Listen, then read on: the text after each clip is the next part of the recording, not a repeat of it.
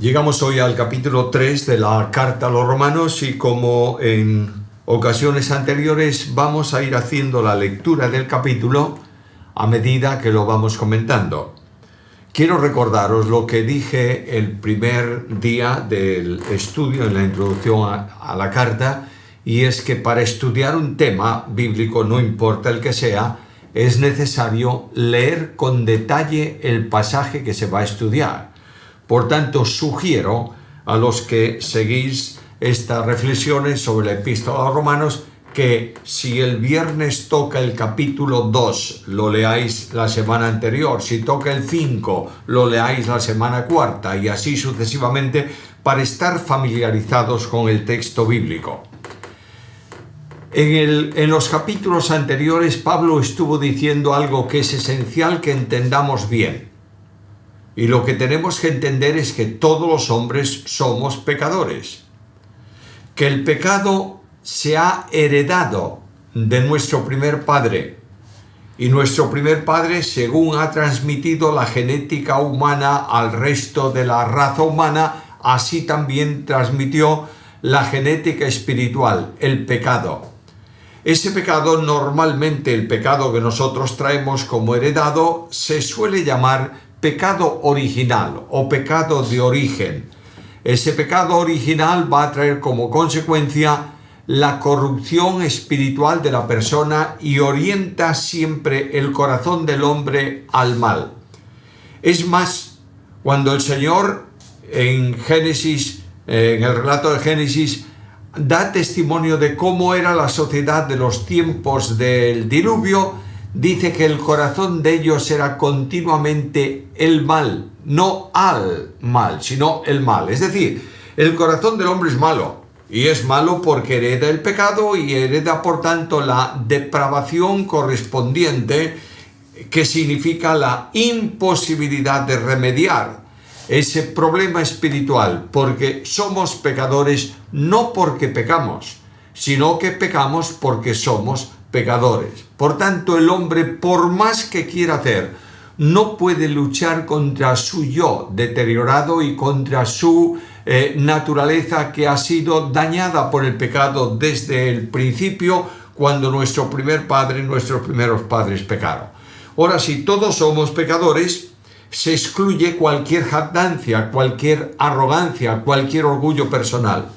Y evidentemente el pueblo judío, los judíos, tenían una cierta arrogancia por origen, por descendencia, por condición, de manera que ellos eran correctos o más correctos que el resto de los hombres. Pero Pablo está situándolos al mismo nivel.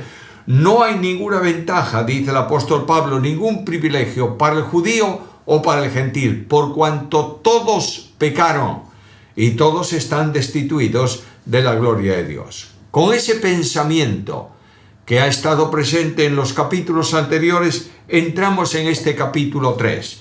Algunos gentiles dirían, en tiempos de Pablo se supone que esto nace de alguna reflexión de los gentiles en la iglesia en Roma y de los gentiles en general, que los judíos no tienen ninguna ventaja sobre el resto del mundo, que son exactamente iguales y que todos los hombres son iguales, no hay ningún privilegio especial. Y el apóstol Pablo va a iniciar esa andadura de reflexión preguntándose en una pregunta retórica que exige una contestación. ¿Qué ventaja tiene pues el judío? Algunos dirían, ninguna. Ahora vuelve a formular la siguiente pregunta. ¿Qué aprovecha la circuncisión?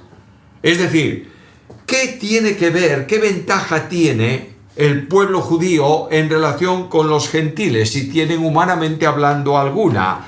Y Pablo responde a las preguntas, ¿tiene ventaja? Mucha, en todas maneras. Y va a dar un ejemplo, o va a poner unos elementos reflexivos que permiten determinar que el pueblo judío, por condición de pueblo de Dios, tiene alguna ventaja sobre el resto en la historia de la humanidad. Primero, ciertamente les ha sido confiada la palabra de Dios.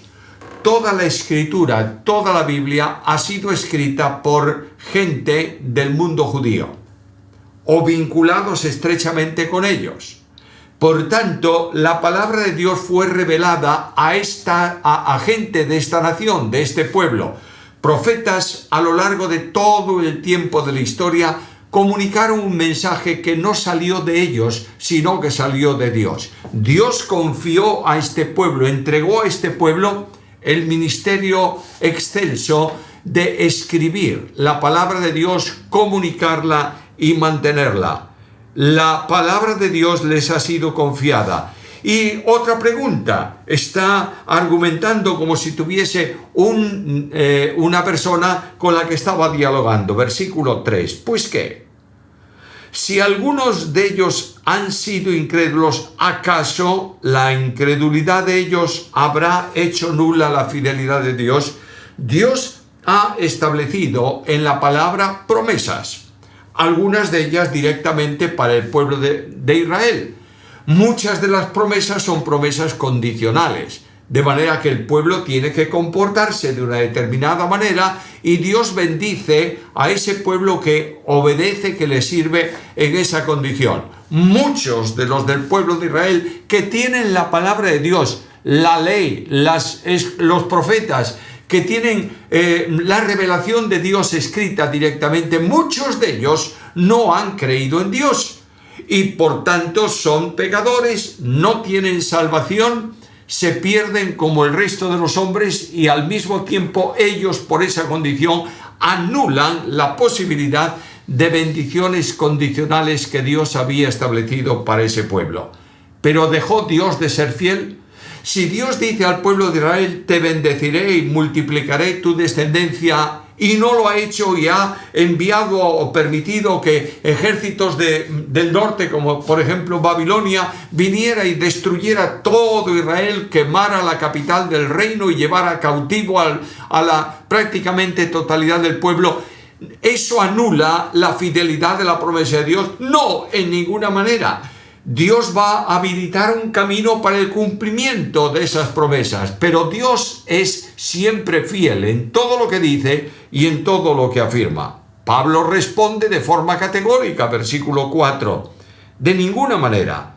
Antes bien sea hallado Dios veraz y todo hombre mentiroso. Es decir, no podemos decir que Dios se comporta como un hombre que promete algo y no lo cumple. Dios es fiel y Dios va a cumplir sus promesas y Dios cumple lo que dice y Dios hace honor a su palabra en contraste con el hombre que por condición natural es muchas veces mentiroso. No podemos olvidar algo, mis queridos amigos y hermanos, que la sociedad humana, lo que la Biblia llama el mundo, en cuanto a habitantes del mundo naturales de la tierra, la sociedad humana está influenciada y controlada por el pecado y el pecado es activado y actuado por Satanás.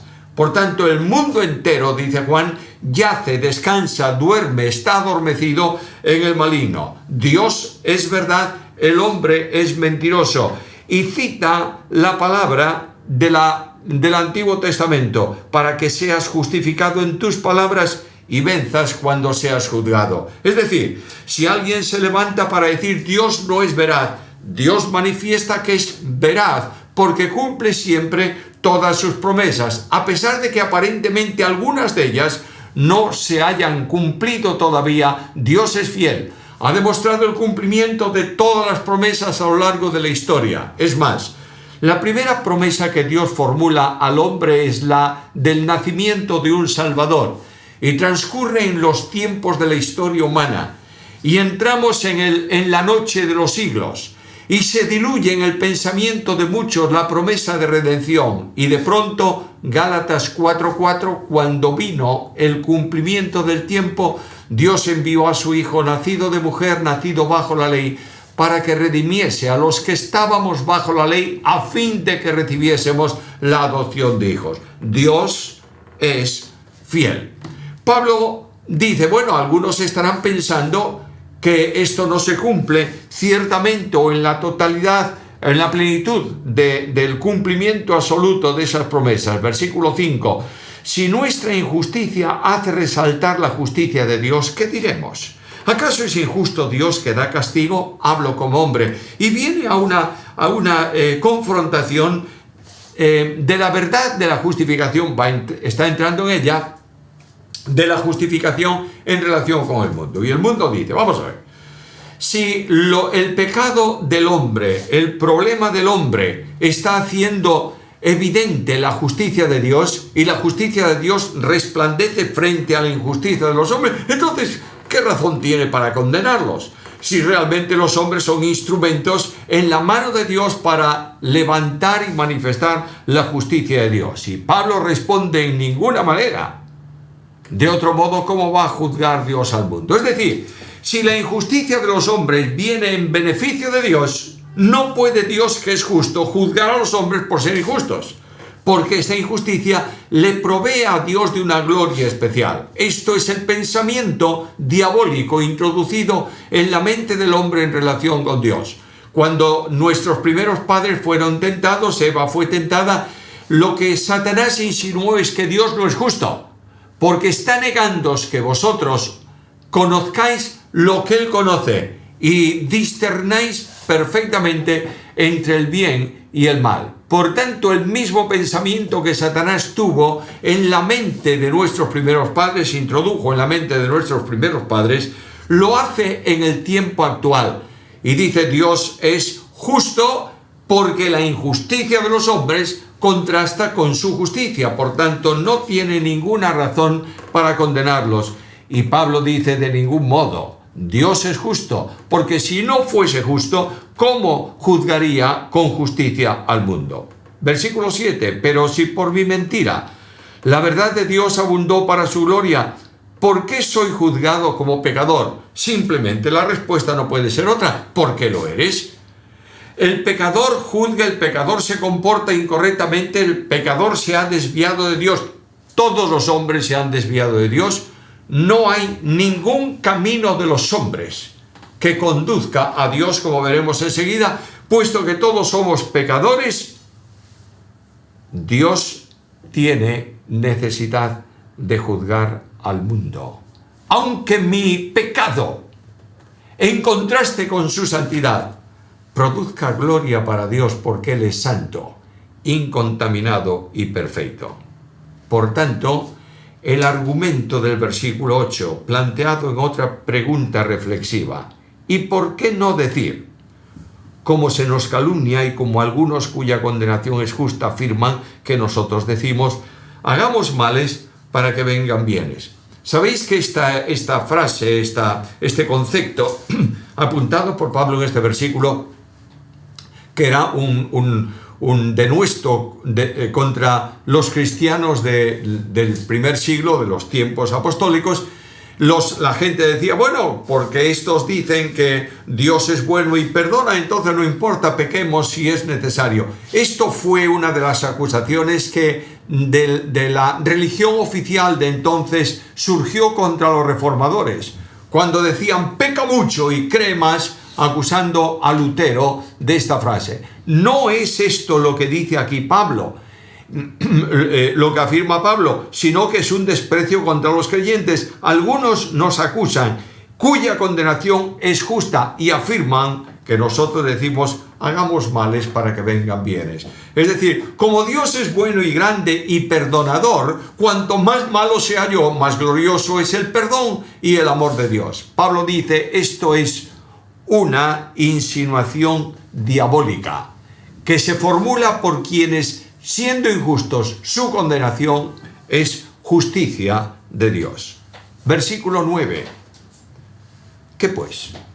A ver, hemos dicho que los judíos tienen unos privilegios especiales y ahora parece ser que todos son iguales. ¿Qué pues? ¿Somos nosotros mejores que ellos? ¿Mejores que los judíos? ¿Somos los judíos mejores que los gentiles? ¿O los gentiles, aplicando a algunos de la iglesia, son mejores que los judíos? En ninguna manera. Nadie es mejor que otro. Pues ya hemos acusado a judíos y a gentiles que todos están bajo pecado. Y Pablo va a presentar a continuación algo que es sumamente importante y necesario que tengamos muy claro. Primero, no hay justo ni aún uno. Versículo 10. No es posible que aparezca ningún justo que cumpla todas las demandas de Dios y pueda ser justificado por el cumplimiento absoluto y perfecto de esas obras. No hay justo ni aun uno. El único hombre que ha cumplido todas las demandas de Dios en toda la perfección y en toda la extensión fue Jesucristo. Pero Jesucristo tiene una distinción especial en relación con el hombre. No es igual al hombre, es semejante al hombre, específicamente porque el hombre es pecador, trae aparejado consigo la semilla del pecado y la condición pecaminosa, pero Cristo es impecable, nació santísimo, cuando el Verbo se encarnó, vivió en santidad plena durante toda su vida y en la cruz del Calvario murió siendo absolutamente santo, dio su vida cargado con el pecado del mundo que nunca lo ha contaminado. Cuando Cristo subió a la cruz del Calvario y Dios cargó, le imputó el pecado del mundo, el pecado no contaminó al Señor. Y algunos interpretan muy mal el versículo de la carta a los Corintios en donde Pablo dice que al que no conoció pecado, por nosotros lo hizo pecado. No es que Cristo fuese hecho pecado en sí mismo, contaminado por el pecado que portaba, que llevaba como Cordero de Dios. Es que Él era sacrificio expiatorio por el pecado. Y fue tratado como el peor de los pecadores para que la justicia de Dios extinguiera la responsabilidad penal del más perdido de los hombres por la obra del Señor Jesucristo. No hay justo. ¿Lo entiendes bien? Segunda cuestión. No hay quien entienda. Para poder entender específicamente la palabra de Dios necesitamos la iluminación del Espíritu Santo. La mente del hombre es una mente entenebrecida. Y la mente del hombre, como dijo en el capítulo 1, a pesar de que ve toda la creación de Dios, dice Dios no existe. El hombre no entiende porque está ciego a la realidad espiritual de Dios a causa del pecado. No hay quien entienda. A continuación, ¿qué?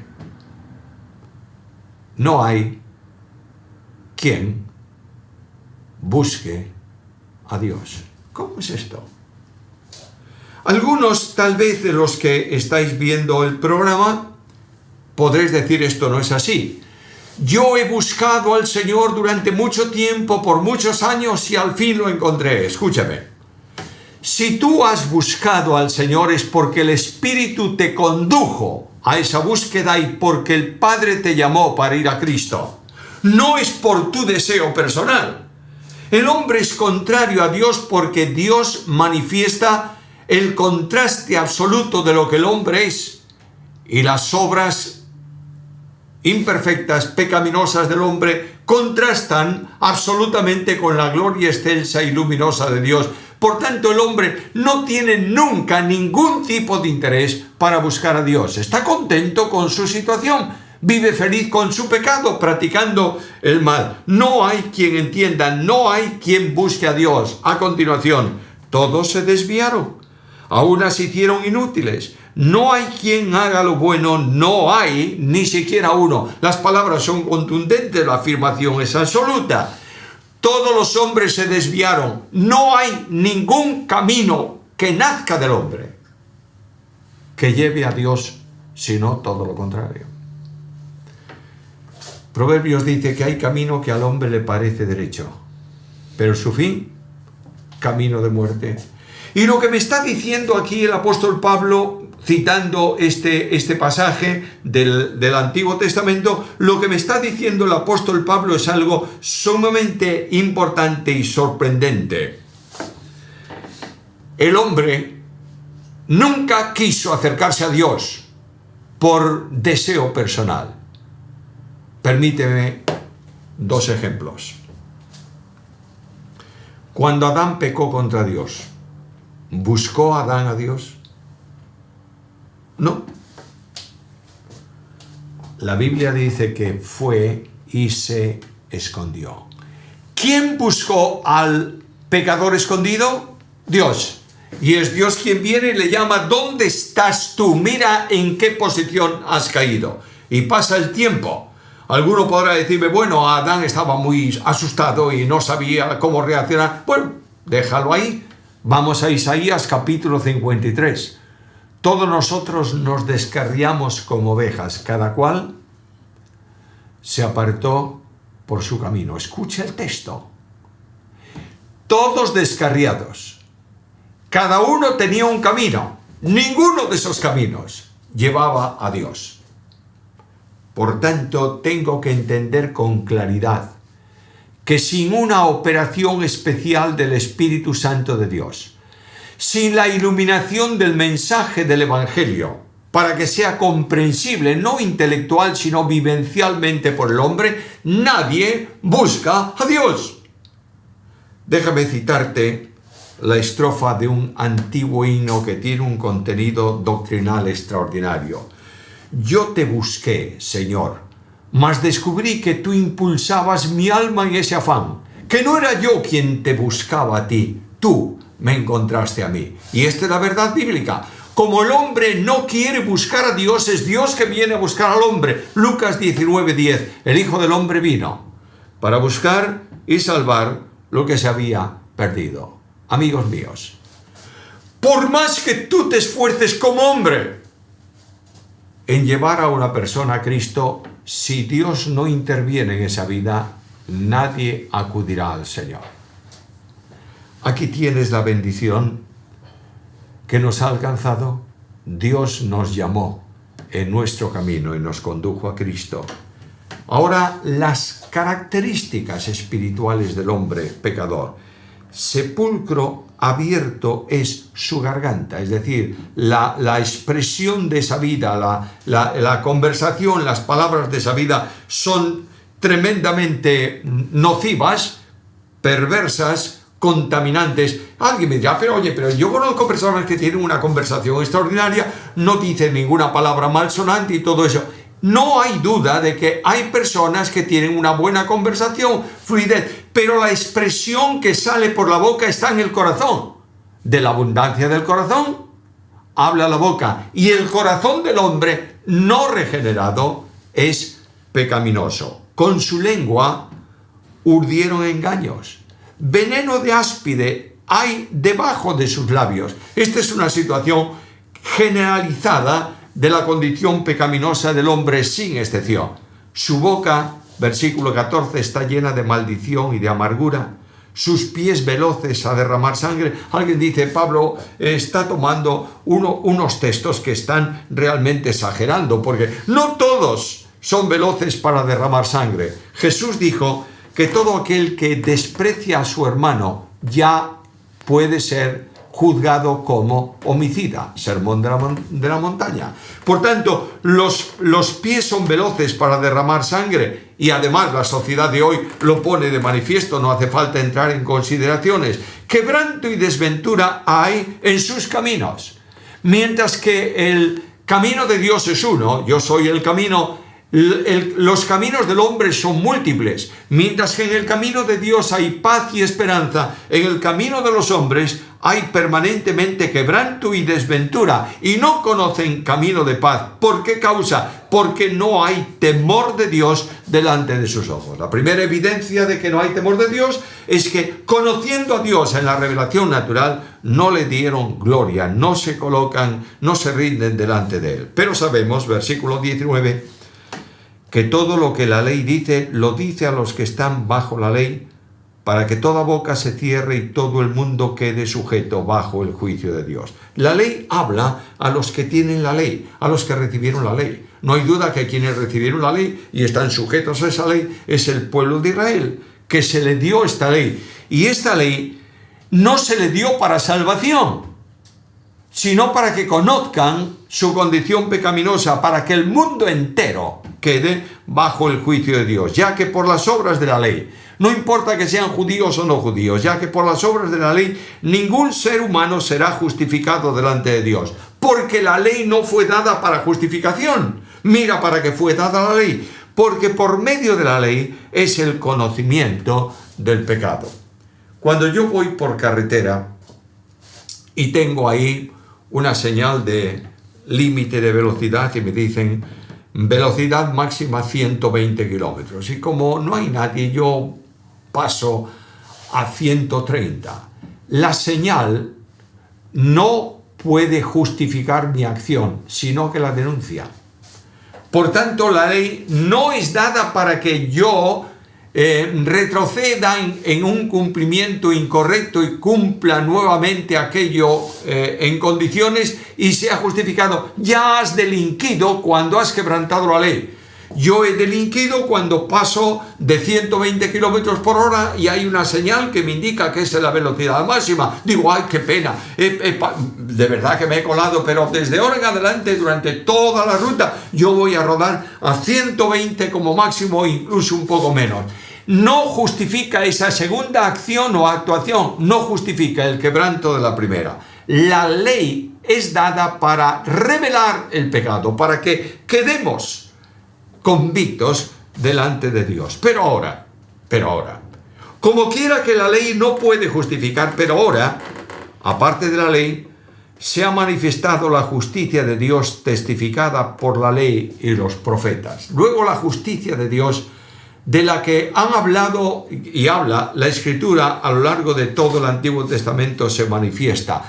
Y la justicia de Dios por medio de la fe en Jesucristo para todos los que creen, porque no hay diferencia. Es decir, ya que el hombre no puede justificarse por las obras de la ley, el hombre es justificado por la fe en la palabra de Dios. Y va a poner ejemplos que veremos enseguida.